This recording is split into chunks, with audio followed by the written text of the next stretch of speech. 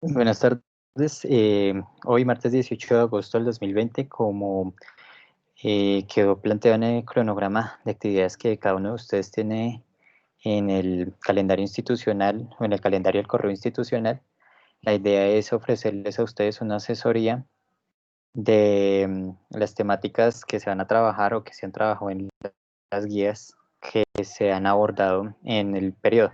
En este caso, la idea era poder colaborarles a ustedes con dudas que hubieran quedado de las temáticas trabajadas en el segundo trimestre y con ayudarles, en este caso, a hacer una introducción a las temáticas que se van a trabajar en el tercer trimestre y darles una guía general o un apoyo general para el desarrollo de la guía de la primera guía del tercer trimestre, que será para el mes de septiembre. En ese orden de ideas, lo primero que voy a hacer es como la idea es hacer un recuento general de las temáticas trabajadas en el segundo trimestre y a partir de eso hacer una exposición muy general de las temáticas que van a trabajarse en el tercer trimestre, pues que van a estar en una presentación, y de hecho esa presentación les va a servir a ustedes para poder desarrollarla a partes de la guía. ¿Listo? Entonces, pues la idea era poder tener esa conexión en vivo con ustedes para poder colaborarles con preguntas que tuvieran, pero pues entonces yo intentaré cómo organizar los temas. Entonces, lo primero que les dije, con respecto a las temáticas del segundo trimestre, se trabajó mucho la parte del autor Platón y sobre todo con respecto a la parte ética, que pues los aspectos morales del pensamiento platónico.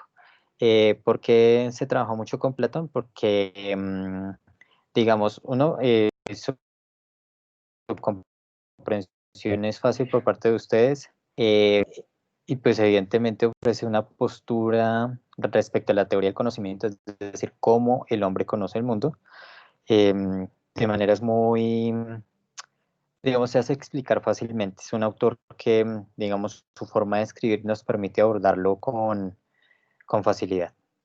Eh, en ese orden de ideas, pues haciendo un recuento de las temáticas abordadas por Platón, en una parte se trabajó, por ejemplo, el problema del mito de la caverna, la teoría del mundo de las ideas y, y pues las cuestiones como morales como que el hombre debía hacer lo correcto en el sentido de que si hace algo malo es porque lo ignora, ¿sí? Entonces voy a explicar a grandes rasgos como las tres cuestiones, pero pues no voy a explicar primero el mito de la caverna, sino voy a explicar primero la cuestión de la teoría de las ideas. Entonces, digamos que lo voy a abordar acá como unos apuntes, entonces voy a de una vez abrir para para que no me estén viendo todo el tiempo, entonces yo voy a hacer como si esto fuera una pizarra, pero pues no voy a usar la pizarra del programa. Entonces voy a abrir acá, voy a crear un documento en blanco y voy a establecer así como las generalidades de las ideas platónicas. ¿Listo? Entonces voy a compartirles esta pantalla. Podría haberlo hecho como presentación, pero prefiero como establecer un documento con las líneas temáticas generales. Esto va a ser como un resumen de lo trabajado en el segundo trimestre. Entonces, es hacer acá y pongamos un tipo de letra, pues normal, tengo un normal. Yo les voy a compartir este archivo. Entonces, resumen general del segundo trimestre, ¿cierto?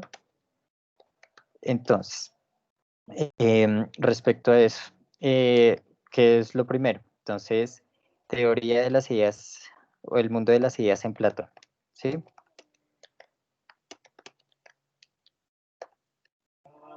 Entonces, para la mayoría de ustedes es claro que dentro de las temáticas trabajadas se habla de que Platón hablaba de la existencia de dos mundos. Un mundo ideal donde estaban todas las cosas en su forma, que eso es un sinónimo de idea, que vamos a poner forma, es equivalente en este caso a idea, pero se refiere a la forma más ideal de una cosa, ¿cierto?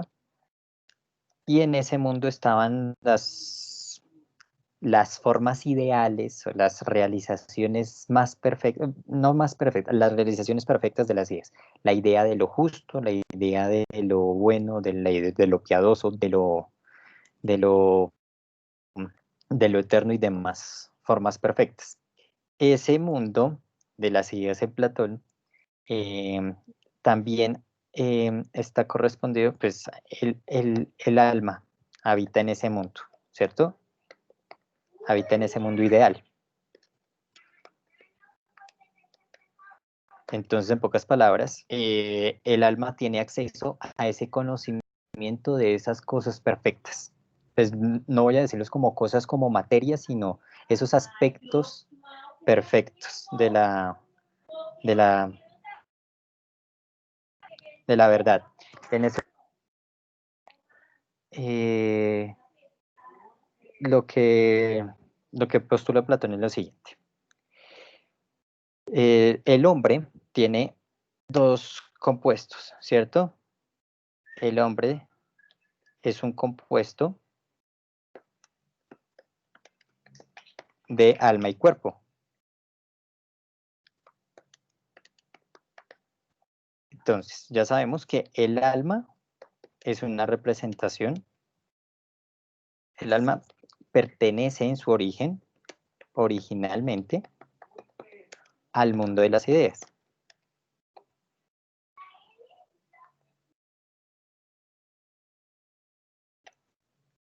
Pero entonces eso tiene una implicación, y es que hay un mundo más allá del mundo de las ideas y es este mundo sensible. ¿Y cuál es el mundo que nosotros conocemos primero? Pues el mundo sensible, el mundo en el que sentimos las cosas, el mundo sensible. Entonces hay dos mundos, el mundo que conocen nuestros sentidos y un mundo donde habitan las formas ideales de lo que las cosas en el mundo son solo una copia, ¿cierto? El alma pertenece originalmente al mundo de las ideas y el cuerpo pertenece al mundo sensible, ¿cierto? Entonces, ¿qué pasa? Al nacer, el alma empieza a habitar en el cuerpo de un hombre,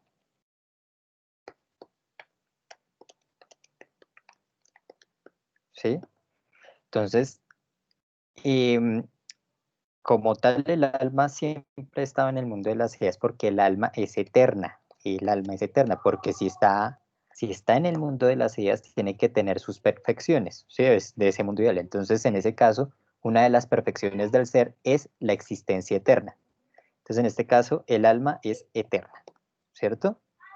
Entonces, ¿qué pasa? Solo en el momento del nacimiento, el alma empieza a habitar en un cuerpo y cuando muere retorna al mundo de las ideas. Pero entonces, ¿qué pasa y cómo se accede al conocimiento? Entonces, la idea es, el conocimiento que nos ofrecen los sentidos es imperfecto por dos sentidos. Pues porque, por una parte, porque nuestros sentidos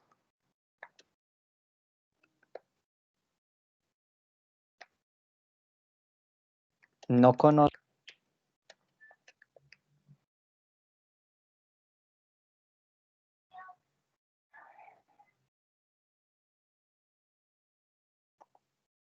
y porque, pues evidentemente, la realidad del mundo está constituida, en esa palabra constituida suena un poquito pesada, voy a ponerle un sinónimo, está formada por elementos que son solo una copia del mundo de las ideas. ¿Listo? Entonces, ¿cómo se da el conocimiento verdadero? O sea, el conocimiento que nosotros adquirimos del mundo para Platón es un conocimiento que sirve apenas para vivir, pero no es el conocimiento que él espera tener, porque lo que espera es que se despierte el conocimiento del alma. El alma que tiene tres componentes o tres partes, ¿cierto?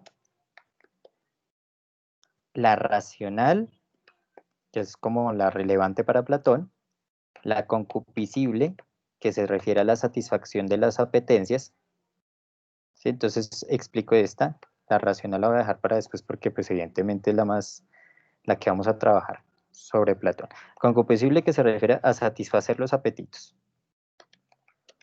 Si tengo hambre, voy a comer. Si tengo sed, voy a beber. Si necesito vaciar mis esfínteres, pues vacío mis esfínteres. Entonces hay una satisfacción. Entonces esa parte del alma concupiscible, pues, evidentemente nos sirve para acceder a un conocimiento racional porque se refiere más como al aspecto animal que tenemos como seres humanos, ¿sí? Y existe otra que es la irascible.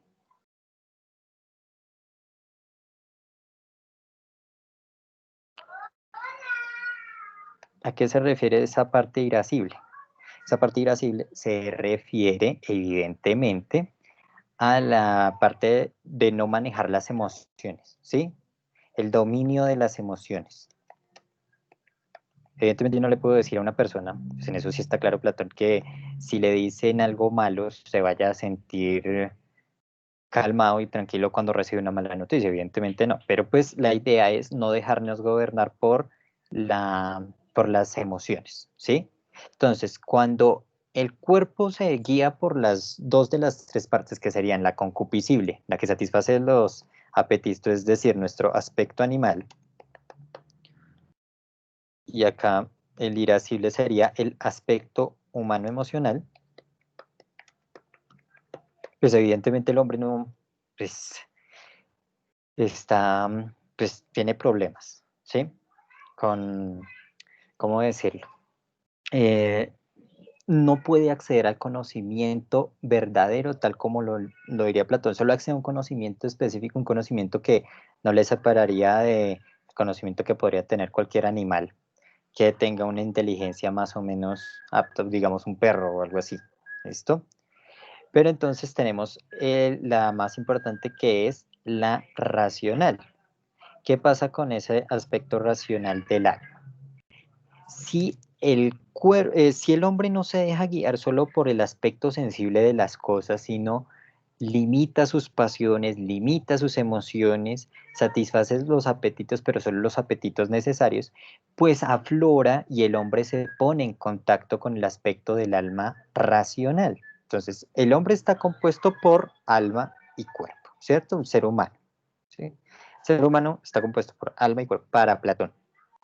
¿Qué pasa? Pues para un hombre que solo viva dedicado al mundo sensible, pues evidentemente no va a haber la posibilidad de acceder a un conocimiento racional porque solo está en contacto con los sentidos y ya. El objetivo es librarse de eso y poder acceder o intentar acceder a un conocimiento racional. Y entonces la idea es poner en contacto el aspecto corporal sensible del hombre con el aspecto que ya tiene el alma, que el alma ya alberga ese conocimiento. Entonces de ahí surge algo que se llama la teoría de la reminiscencia.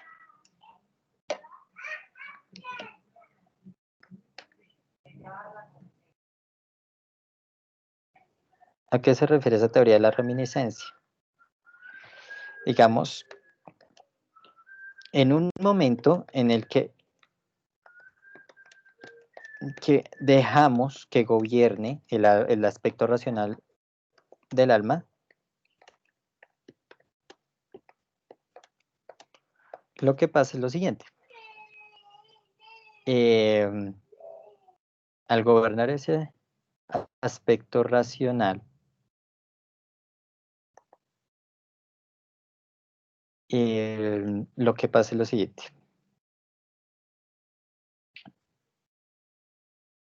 El alma recuerda algo que ya conocía en el mundo de las ideas, porque pues era un habitante originario de ese mundo de las ideas. Entonces, cuando no nos gobiernan ni los apetitos carnales, ni las emociones, dejarnos llevar por las emociones, pues evidentemente descubrimos o dejamos que el alma acceda o muestre eso que ya conocía, ¿sí? Entonces, un ejemplo de ese. Bueno, pero lo describo acá, teoría de la reminiscencia. En un momento en el que dejamos que gobierne el aspecto racional del alma, el alma manifiesta un conocimiento que ya tenía, porque habitaba en el mundo de las ideas, ¿sí?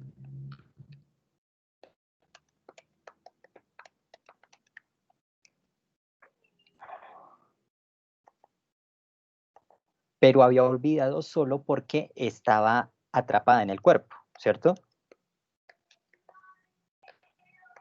Porque se encontraba atrapada, el alma se encontraba atrapada en la sensibilidad del cuerpo, ¿sí? En los afanes corporales y emocionales. Entonces, si uno se libra de ese tipo de emocionalidad, cosas de ese estilo, pues aflora el conocimiento del alma, ¿cierto?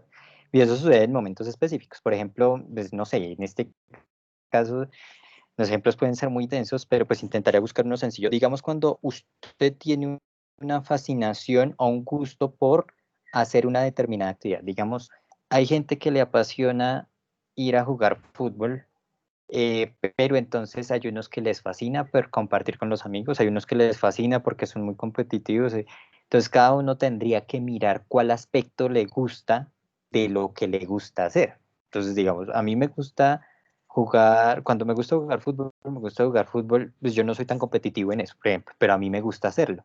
Entonces, ¿qué? Pues disfrutar con compañeros que no sean tan conflictivos y eso, porque si yo particularmente este sería mi caso. Si yo voy, a mí me gusta jugar fútbol, pero es con algo conflictivo, pues sencillamente no lo hago porque sé que no tengo las calidades para ofrecer el juego que requiera que vaya a ganar o algo así. A mí no me interesa tanto ganar, solo me interesa como divertirme el momento de pasarla bien y pues sí, intentar competir bien y hacer lo posible por ganar, pero si no gano, pues no pasa nada, pues me enojaré un rato y eso, pero sé que hay gente con la que no podría hacer eso.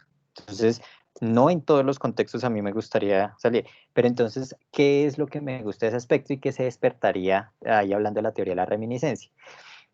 La emoción, o sea, en ese momento, digamos, antes de jugar, se siente como ese nerviosismo, como que voy a jugar, como que voy a hacer eso.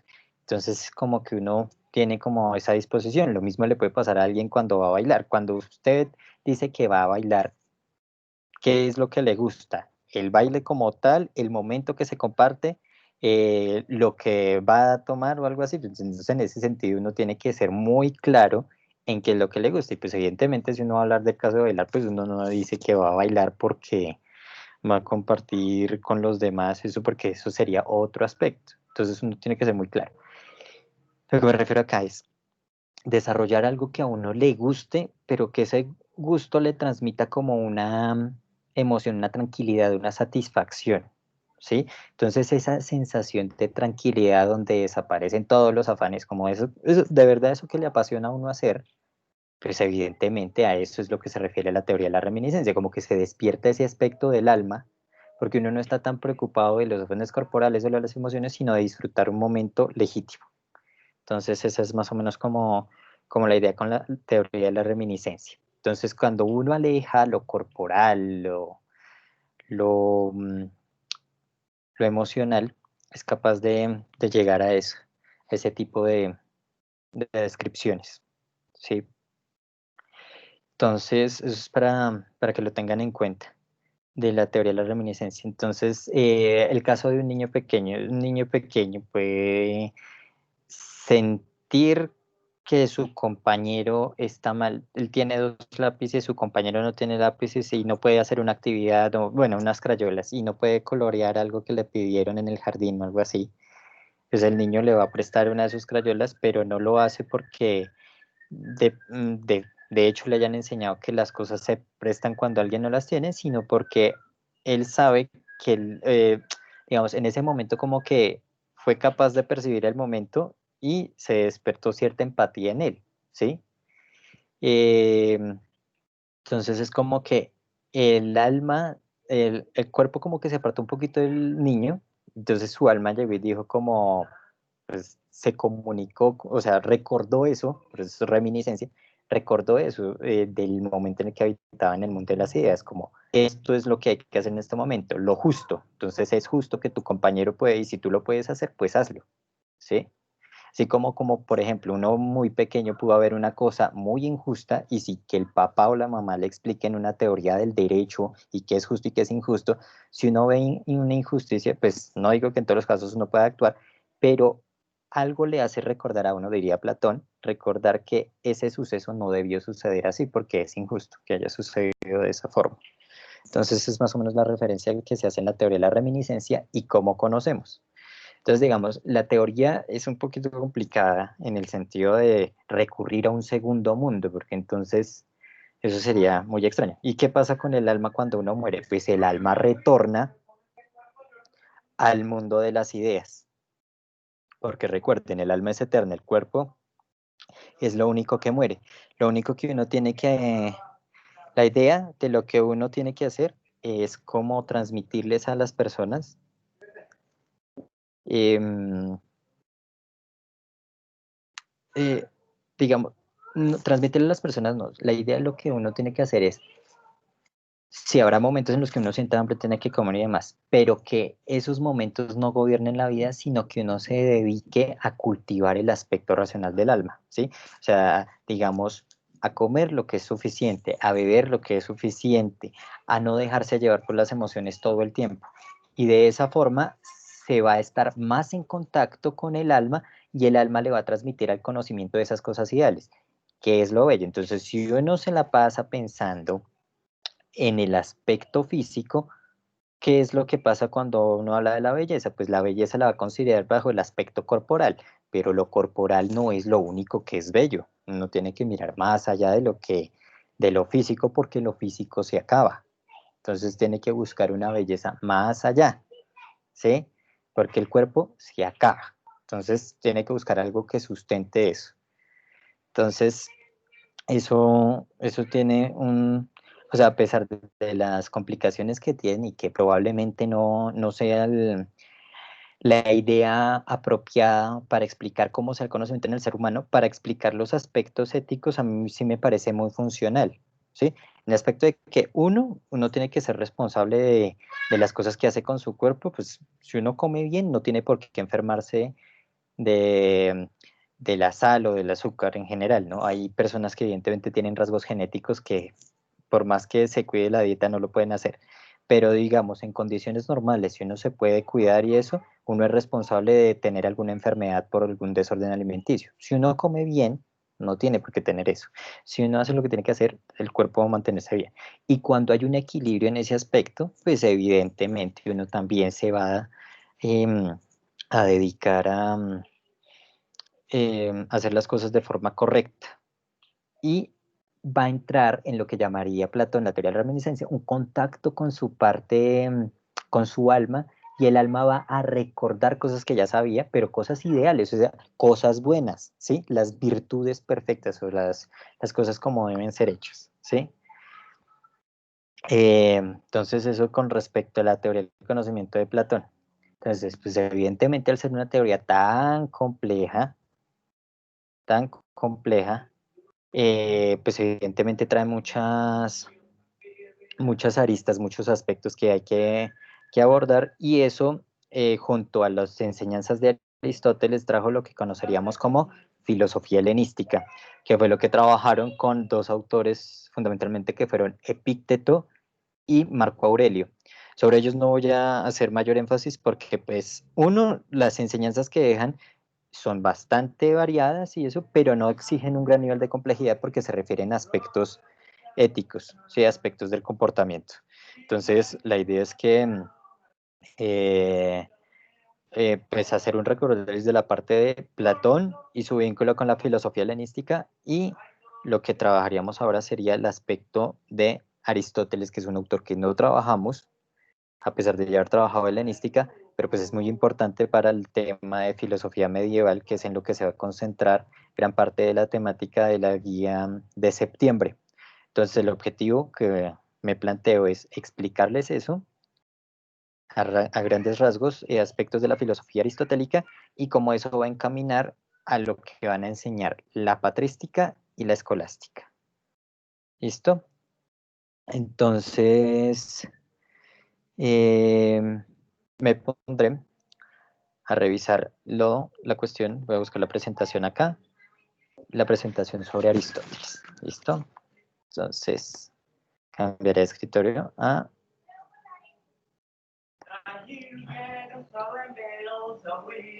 Sí, entonces, con respecto a la filosofía aristotélica, tenemos lo siguiente.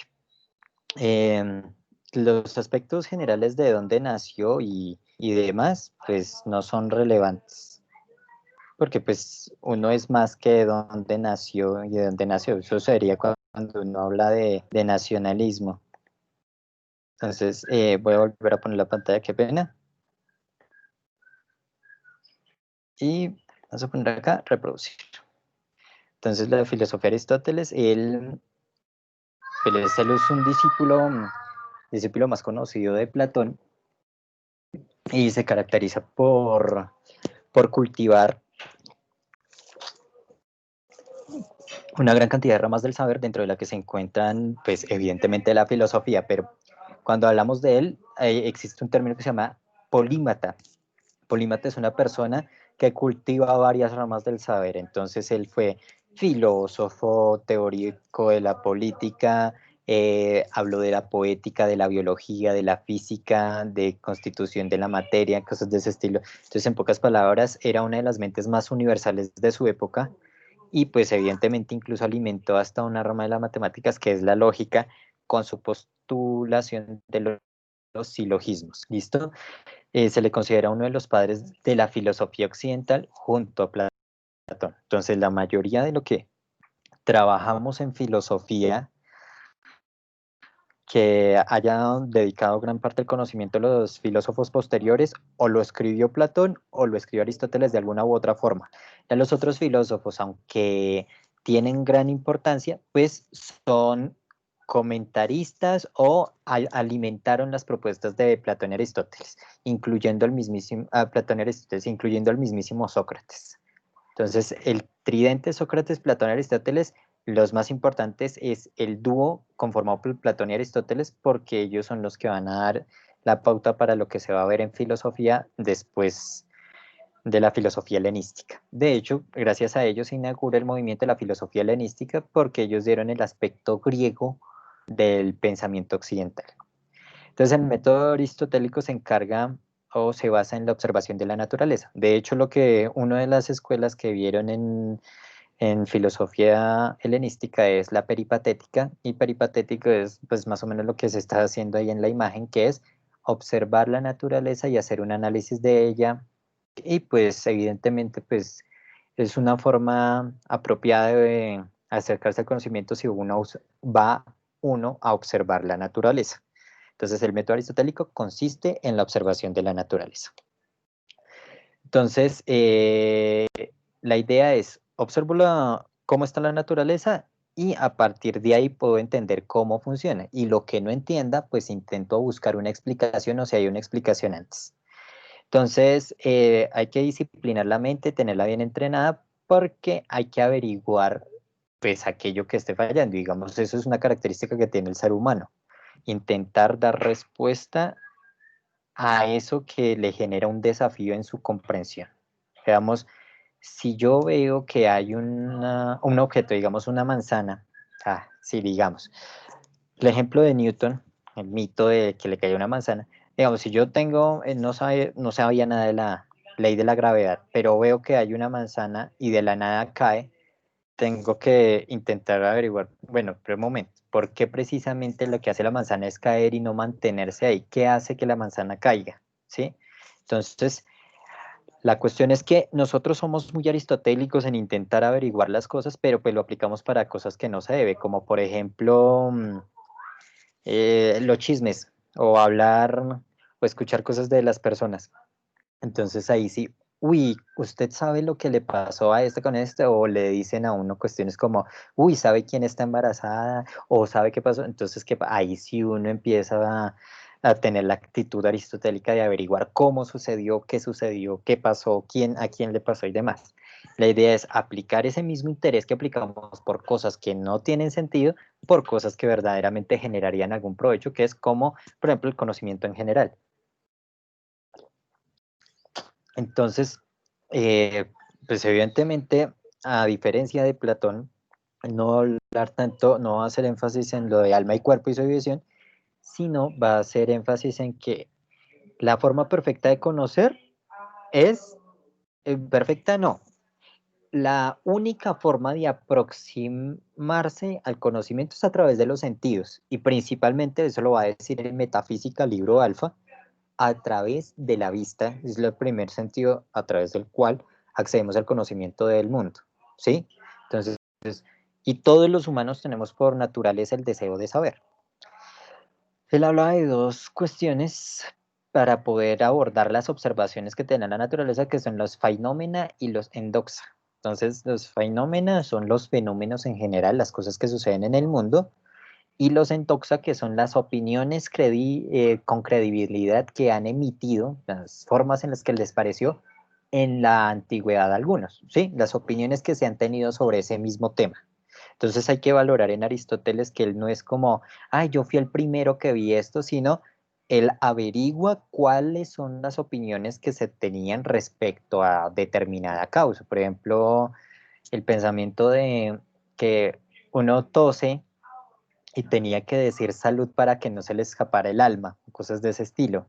Entonces, no tiene que averiguar qué opiniones hay respecto a determinados temas. Entonces, los fenómenos, las observaciones de la naturaleza, tal como suceden, y los endoxa, las opiniones que hay sobre esos fenómenos en la naturaleza. Entonces, acá en el caso de la conducta humana, esto es una cita literal de la Ética Nicómaco, debemos, como en los demás casos, presentar los pareceres, fenómeno, plantear el problema en primer término y así exponer la posible todas las opiniones aceptadas sobre estas afecciones, porque si se resuelven las contradictorias y permanecen las aceptadas, con ello quedaría suficientemente demostrado. Acá en este caso, él no utiliza solo para hablar de la naturaleza, sino lo utiliza para hablar ¿cómo les digo yo?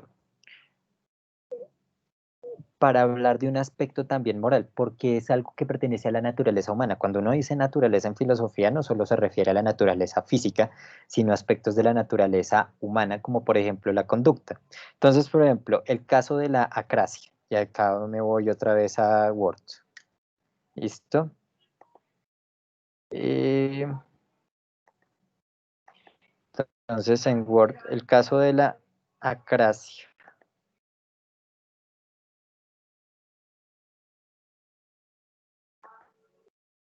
El caso de la acrasia.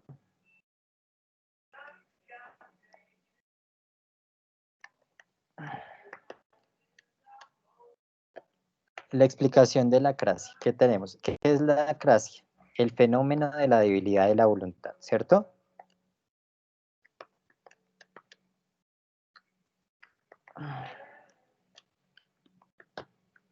Entonces, ¿en qué consiste la explicación básica? Que el hombre actúa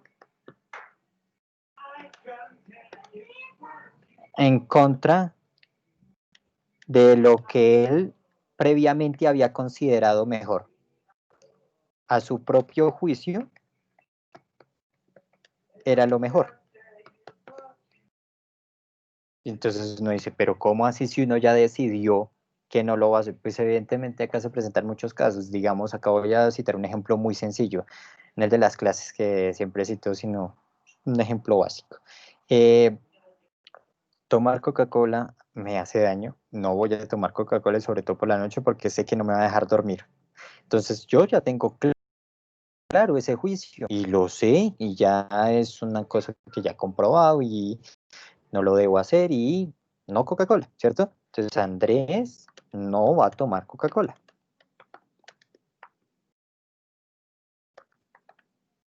Ese es el mejor juicio, ¿sí o no? Porque Andresito no podría dormir. Y pues no dormir es feo porque uno amanece mal, como por ejemplo hoy, pero no fue por no tomar Coca-Cola. Por tomar Coca-Cola. Entonces Andrés no va a tomar Coca-Cola, entonces es el mejor juicio. Pero entonces, de un momento a otro, sucede que me dio sed y en lugar de agua, me dio el antojo de tomar Coca-Cola. Entonces yo dije, no, yo sé lo que puede pasar y eso, pero a pesar de ello, de mi mejor juicio, tomo Coca-Cola. Sucumbo ante lo que sabía que era malo para mí, ¿sí? Entonces, voy a decir, bebo acá, bebo Coca-Cola. Y lo voy a poner acá, en la noche, que es el ejemplo que estoy haciendo. Entonces, el hombre, acá, esto es, yo estoy actuando en contra de lo que yo ya había dicho que era lo que no debía hacer. Y entonces eso es lo que llamaría uno comportamiento acrático o débil de voluntad. Entonces, yo ya sé que tenía que ser, pero a pesar de eso hago lo contrario. Entonces, eso es comportamiento acrático o de debilidad de la voluntad. Entonces, lo importante es explicar eso. Yo no voy a, la explicación no puede ser, y es que actúo irracionalmente. Entonces, yo ya sé, listo. Acá no importa solo saber el nombre. Acrático o acabo de poner débil de voluntad. O, igual la mayoría tiene ejemplos como, ya sé que no debo salir a determinadas horas, pero llegan y esto y pues termino haciendo lo que sabía que no debía hacer. Entonces, comportamiento acrático. Entonces, lo importante no es darle un nombre, lo importante es dar una explicación. Entonces, aquí es donde vienen los endoxa, explicación de la acrasia para Platón. Entonces, para Platón, la acrasia es imposible. Y uno diría, pero ¿cómo así que imposible si a mí me está pasando? Y acá tengo el ejemplo. Y Platón dice, no, Andrés se dejó llevar por sus bajas pasiones y eso hizo que tuviera un momento de ignorancia e ignoró el mejor juicio. Entonces, en pocas palabras, Platón diría algo así como, no, Andrés sí sabía y todo, pero en un momento, y en ese momento tomó Coca-Cola, fue en un momento en el que se nubló su mente y él no sabía. Y uno dice, no, espere un momento, Platón, eso no puede ser así. Entonces, la endoxa que había, la opinión creíble que había sobre la acrasia, siguiendo lo que les estoy diciendo de Aristóteles, era, no, pero ¿cómo así? O sea, ese fenómeno es imposible, el de la habilidad de la voluntad. La cuestión es que se le nubló la mente un momento, ignoró, o sea, por ignorancia, acá esto suena muy redundante, ignorancia, tuviera un momento de ignorancia. Andrés se dejó llevar por sus bajas pasiones y eso hizo que tuviera un momento de ignorancia y perdió de vista el mejor juicio.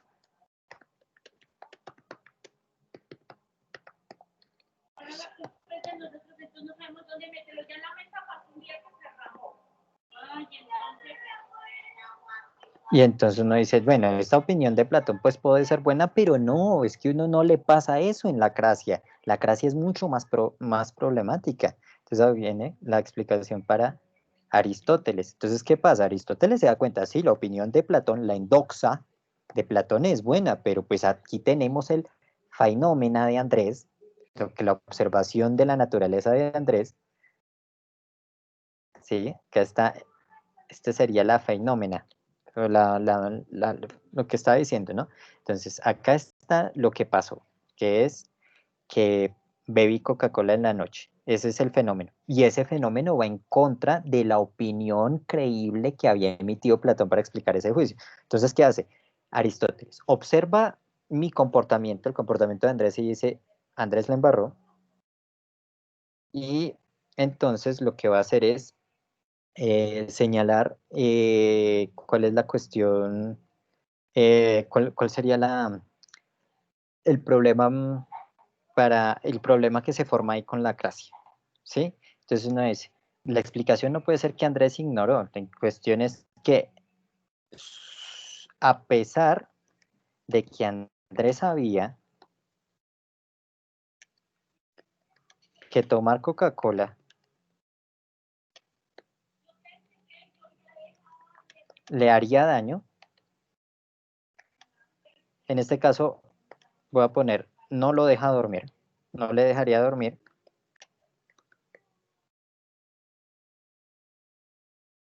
decide hacerlo, pero no es porque lo haya ignorado, porque él ya lo sabía y él armó un juicio a partir de ahí, sino que, en este caso estoy hablando de mí en tercera persona, sino que yo decidí hacerlo a pesar de eso. Entonces, ¿cómo sería aquí? A pesar de que Andrés sabía que tomar Coca-Cola le haría daño, no, no le dejaría dormir, decidí hacerlo, pero no lo hace por ignorar el mejor juicio,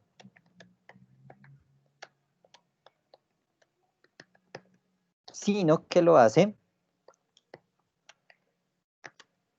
eh, digamos, hay una, opera en él una noción de tiempo inadecuada, incorrecta. Él piensa que en este caso yo pienso que la satisfacción momentánea que me va a traer tomarme la Coca-Cola y satisfacer ese apetito va a darme mayor bienestar que no tomarla. Pues evidentemente es un error en el juicio, porque si yo llego y me tomo la Coca-Cola, sé que no voy a dormir y me voy a lamentar de esa decisión. En cambio, si yo me hubiera quedado con mi decisión inicial de no hacerlo, pues estaría tranquilo y estaría relajado. Entonces, eh, piensa que la duración, o pienso en este caso, piensa que la duración de la satisfacción que me trae el haber actuado en contra de mi mejor juicio es mejor que haber seguido mi mejor juicio.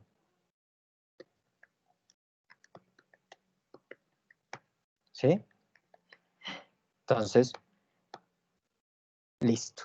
No debo tomar Coca-Cola. Me tomo la Coca-Cola y no puedo dormir. Entonces, en ese momento lo que pasó no es que ignoré mi mejor juicio. Lo que pasa es que yo pensé que me iba a ser mucho mejor tomarme la Coca-Cola, pero a la larga me termino dando cuenta que lo que me hace bien o lo que me hubiera hecho bien era hacerle caso a mi mejor juicio.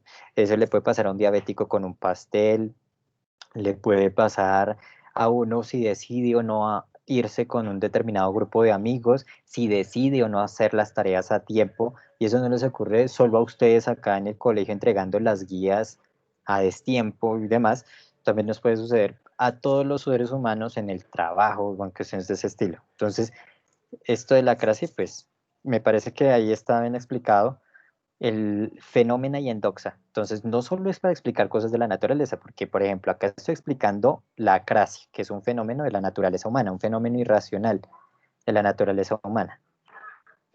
Me refiero en general a que lo del fenómeno y endoxa, el método aristotélico, sirve para explicar mejor lo que había planteado Platón. Y lo hace, respeta mucho la opinión de Platón, pero dice que deja fuera de lugar cosas que es importante tener en cuenta. ¿Listo? Entonces, por ese lado tenemos de lo que me falta de Aristóteles, esto igual va a estar grabado, que veo que está conectada solo una persona, no hay problema. El resto de lo que se haya perdido, igual toda la clase está siendo grabada, entonces la van a poder ver después. Entonces, siguiendo con esto, con la presentación de Aristóteles. Entonces ya expliqué el endoxa y fenómena, o sea, las opiniones y los fenómenos en Aristóteles. Entonces voy a retomar la presentación de Aristóteles. Entonces seguimos con endoxa y fenómena, el caso de la conducta humana. Debemos, como en los demás casos, presentar los pareceres plantear el problema en primer término y así exponer lo posible, lo que acaba de hacer con el caso de la Acrasia.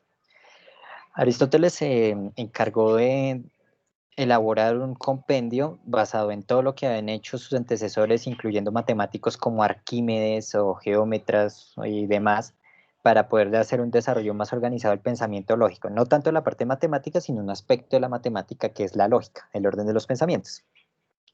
En ese caso, uno tendría que hablar que para Aristóteles, los juicios, va a hablar de juicios. Juicios son frases, frases que ordenan el pensamiento. Y tienen tres partes. Una es el sujeto, la otra es el predicado y algo que los une que lo van a llamar la cópula o el verbo ser, ¿sí? Tal cosa, el sujeto, es o tiene tal predicado.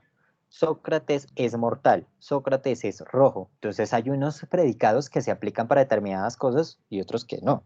Por ejemplo, yo a un gato, si yo estoy hablando de un gato hidráulico, no puedo utilizar los mismos aspectos que utilizaría para un gato. Entonces yo puedo, si yo estoy en un contexto y digo eh, el gato no me sirvió para arreglar el carro, pues uno se imagina un gato hidráulico, uno no se imagina un gato mecánico. Entonces, eh, son cuestiones que hay que tener en cuenta de que pues, determinados sujetos se le puedan determinados predicados a determinadas características. Entonces, es importante entender que el núcleo de la lógica aristotélica se basa en lo que es el sujeto y el predicado, pero con una condición adicional.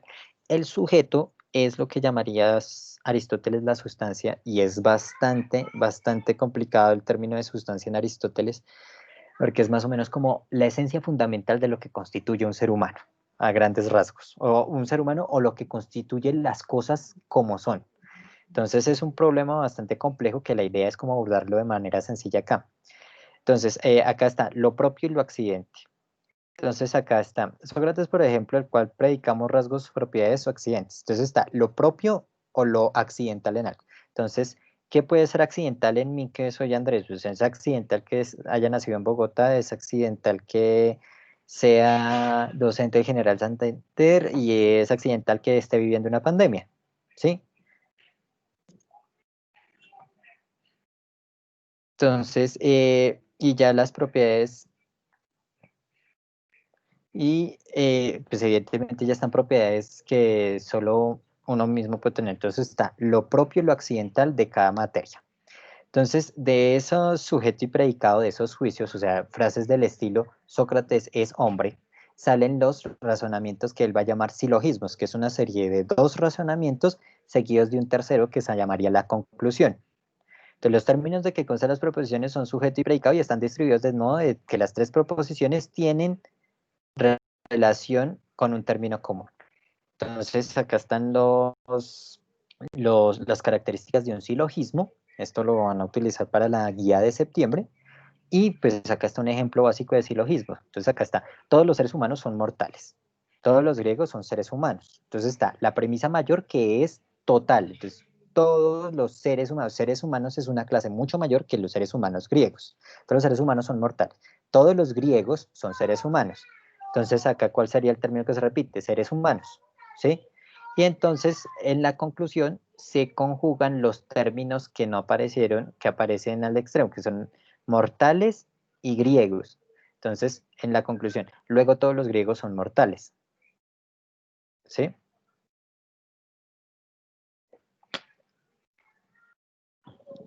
Entonces, eso es un silogismo básico.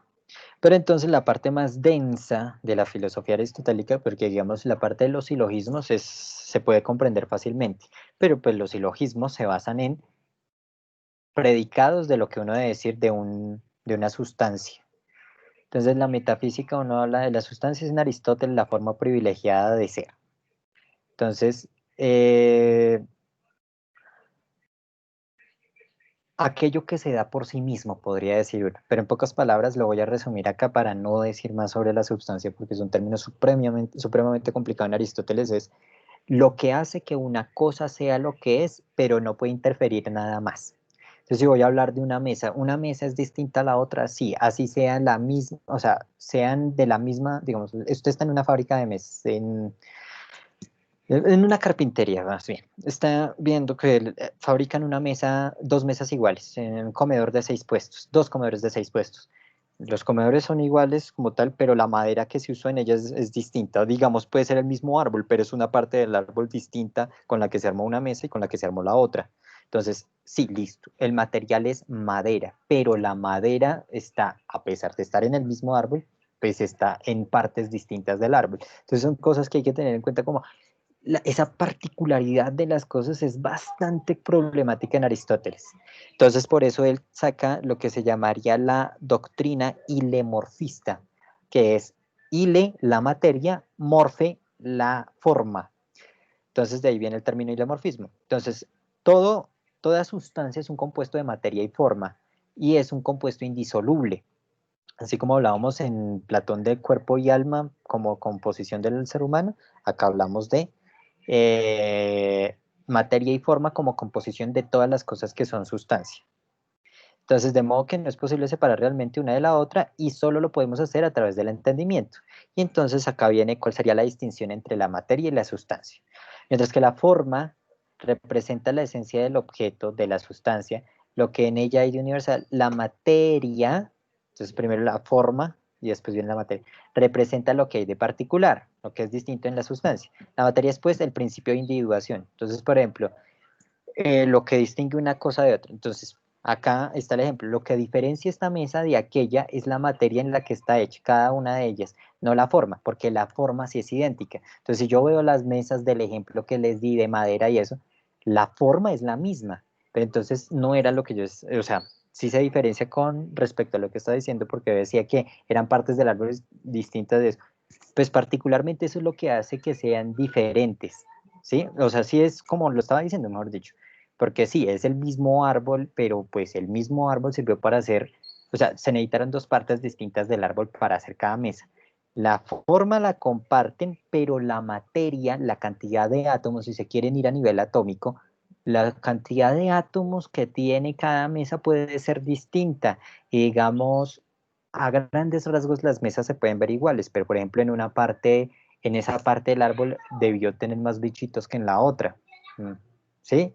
O puede ser más fuerte que en la otra. Entonces, sí es la misma mesa porque la hizo el mismo carpintero en el sentido de la forma, pero es una mesa diferente cada una de ellas porque es hecha con una materia diferente. No pueden ser las dos objetos iguales porque tienen materia distinta a pesar de ser la misma carpintería, el mismo maestro carpintero y demás.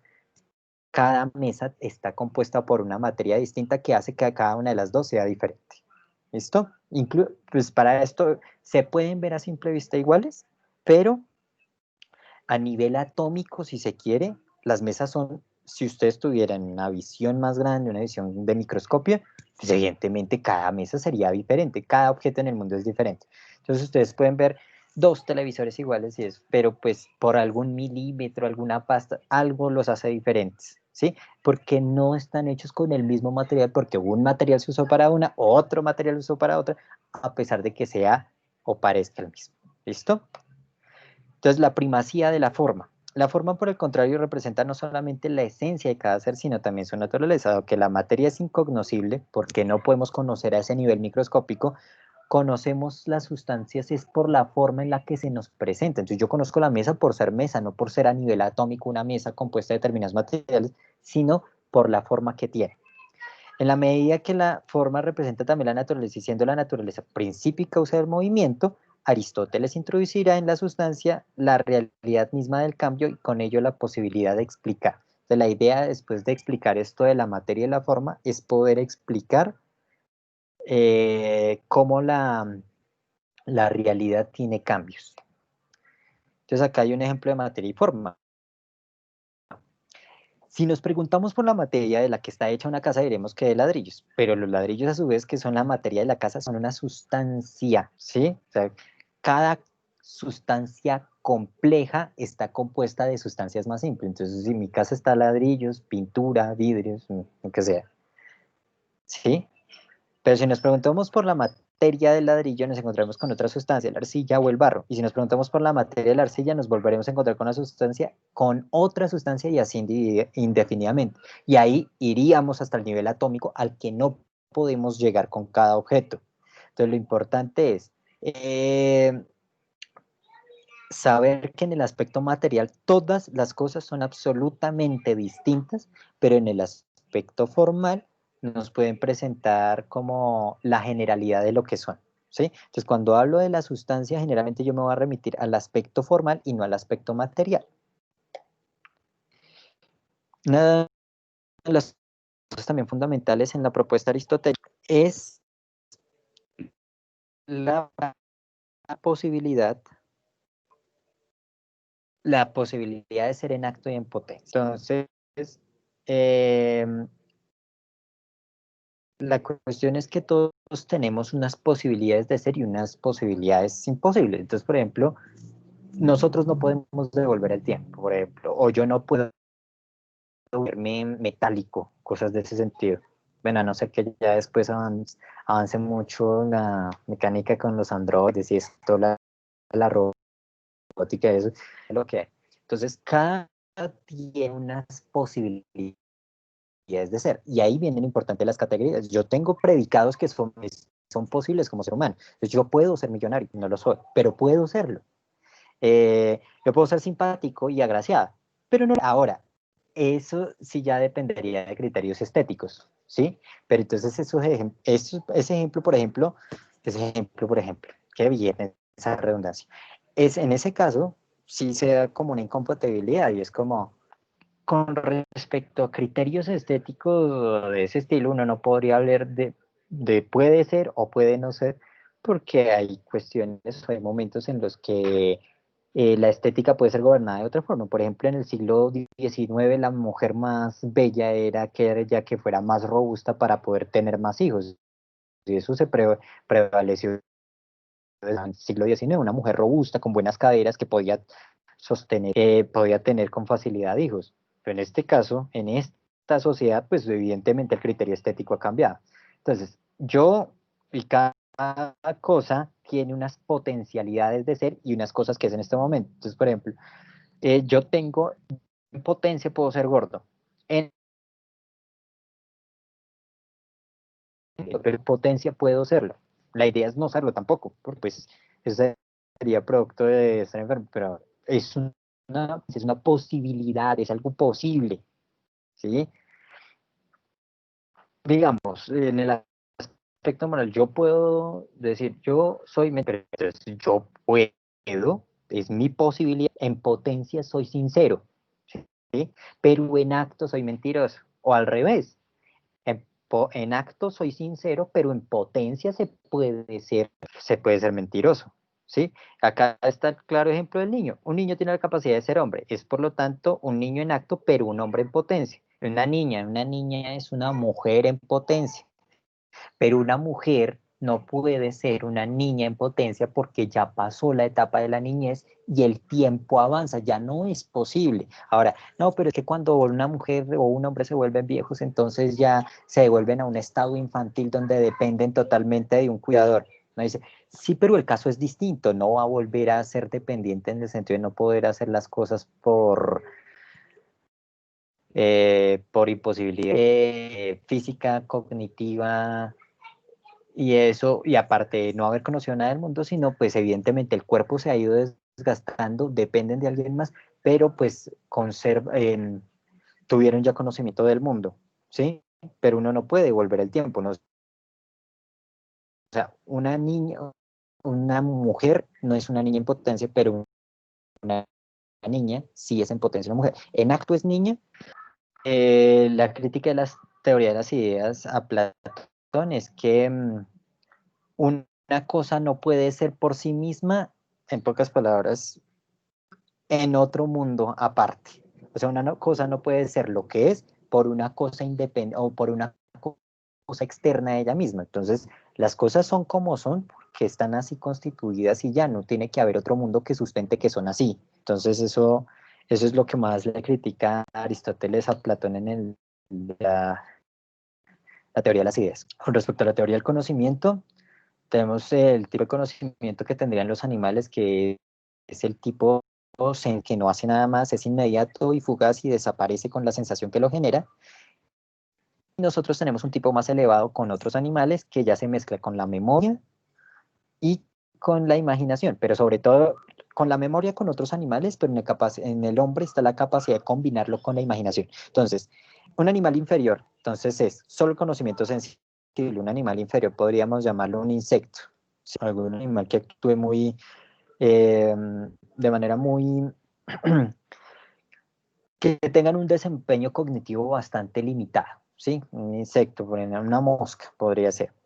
En el caso de los animales ya más superiores, digamos un perro, un gato, que son animales que se cogen como animales domésticos, ellos aparte de esa sensibilidad, tienen una memoria. Entonces ya, por ejemplo, si una vaca está sometida a una corriente eléctrica, entonces ya sabe que en esa parte no debe comer más pasto porque ya está, no va a decir que estoy cruzando los límites del terreno de mi patrón, sino que dice, sufrí un choque eléctrico y hasta acá se quedó comer y ya.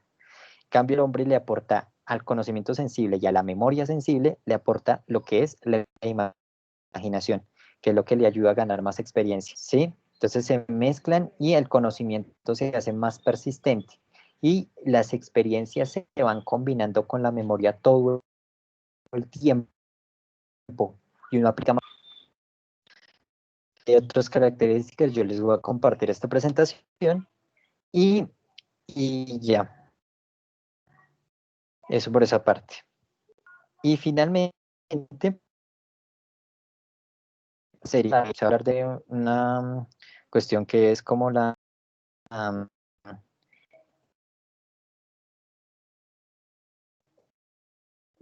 la escolástica patrística, que son dos de las grandes escuelas de la filosofía medieval, que tiene que ver con el impulso del cristianismo como el aspecto, bueno, no solo el cristianismo influyó en el pensamiento occidental, entonces como la combinación del pensamiento de Platón y Aristóteles y añadido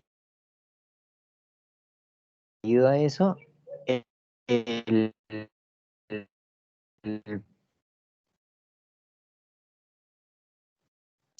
¿cómo decirlo? Influencia que tuvo el cristianismo.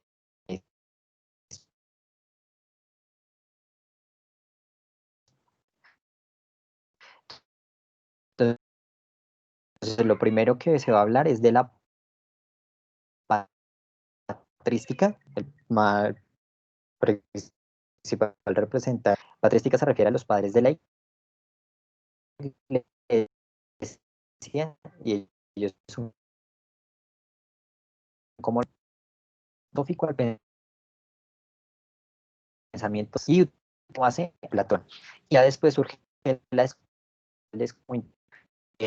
cosas de la naturaleza, evidentemente es muy Aristóteles. Y el trabajo de las dos segundas, esta clase la subiré y la compartiré en links para ese que me acompañó hoy. Le eh, a, eh, eh, no sé si le sirva más para esta guía o para las guías de julio a agosto, o mejor para la de septiembre, no sé, que le quede mejor. Si quiere me escribe.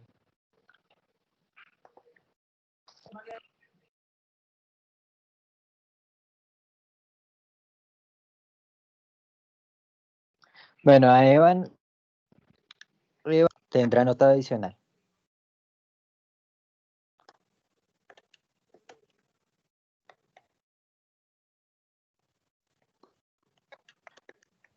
Entonces, ya